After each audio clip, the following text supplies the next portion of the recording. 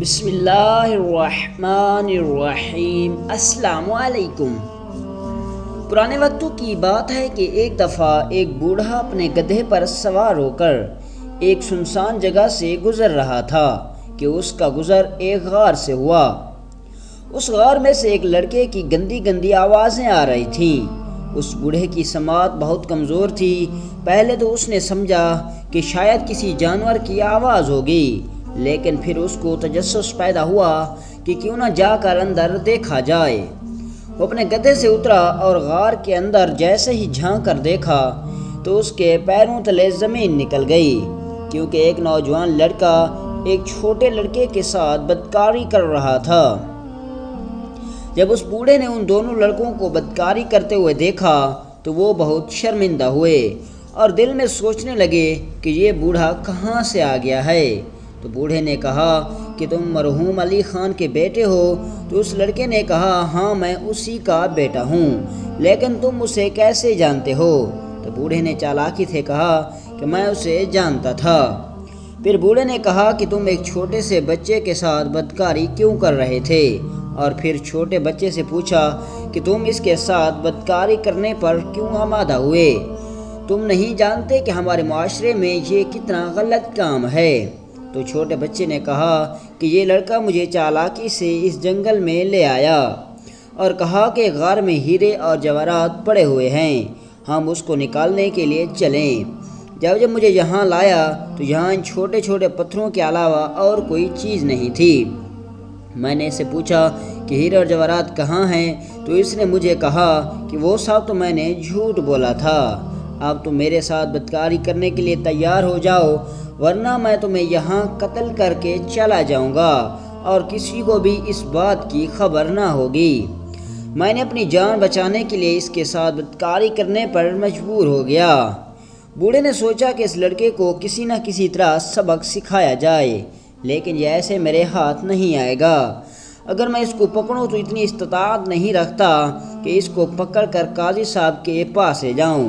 پھر بوڑھے نے ایک ترکیب نکالی اور اس سے کہا کہ اے نوجوان، میں تمہیں ایک بات بتانا چاہتا ہوں کہ تیرے والد مرحوم نے مرتے وقت ایک سونے کا قیمتی ہار قاضی صاحب کے پاس رکھوایا تھا، اور مجھے قاضی صاحب نے کہا تھا کہ جب تمہیں اس کا بیٹا ملے تو اس سے کہنا کہ آ کر اپنی امانت مجھ سے لے جائے۔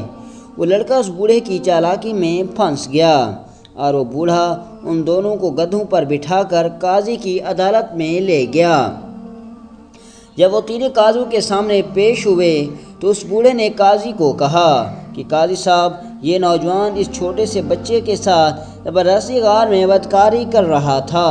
تو وہ نوجوان صاف صاف ماننے سے انکار کر گیا اور کہا میں نے وہ دیکھا تو نہیں، وہاں جانا تو دور کی بات ہے، یہ بوڑھا جھوٹ بول رہا ہے۔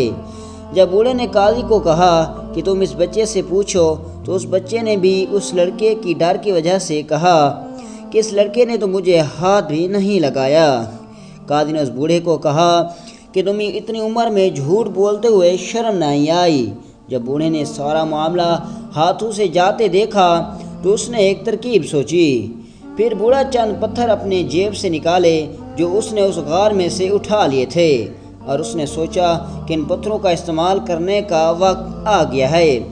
پھر اس نے اپنی جیب سے وہ پتھر نکالتے ہوئے اپنے کپڑے کے تھیلے میں ڈالنے لگا اور کہا یہ بہت بڑے قیمتی پتھر ہیں، اس ایک پتھر کی قیمت 100 سونے کے سکے کے برابر ہے جو میں نے اس غار میں سے اٹھا لیے تھے۔ جیسے یہ بات اس بوڑھے نے کہی تو اس لڑکے نے کہا قاضی صاحب، یہ سب سے پہلے پتھر ہم نے دیکھے تھے، لہٰذا ان پر ہمارا حق ہے۔ یہ سنتے ہی اس بوڑھے نے قاضی کو کہا قاضی صاحب آپ خود دیکھ لیں، انہوں نے کہا کہ ہم نے یہ پتھر دیکھے تھے، لہٰذا انہوں نے بدکاری کی اور اب یہ اپنی بات سے مکر رہے ہیں۔ میں نے تو صرف سچ اگلوانے کے لیے ایک چال چلی جائے، یہ پتھر کوئی قیمتی پتھر نہیں بلکہ عام پتھر ہیں۔ تو ان دونوں نے اپنا گناہ قبول کر لیا اور قاضی نے ان کو سخت سزا سنا دی، اور اس بوڑھے کو اس کی عقل مندی کی بنا پر قاضی نے ان پتھروں کے وزن کے برابر ہیرے جواہرات دے کر عزت و احترام کے ساتھ رخصت کر دیا۔ دوستوں امید ہے کہ آپ کو اس بوڑھے کی عقل مندی اور دانائی بہت پسند آئی ہوگی۔ اگر آپ کو ہماری یہ کہانی اچھی لگی ہو تو ہمارے یوٹیوب چینل کو سبسکرائب کر کے ساتھ ہی دیے گئے بیل کے آئیکن پر لازمی کلک کریں اور اس ویڈیو کو ایک لائک ضرور کریں۔ تو ملتے ہیں انشاءاللہ نیکسٹ ویڈیو میں، تب تک دیجیے اجازت، اللہ حافظ۔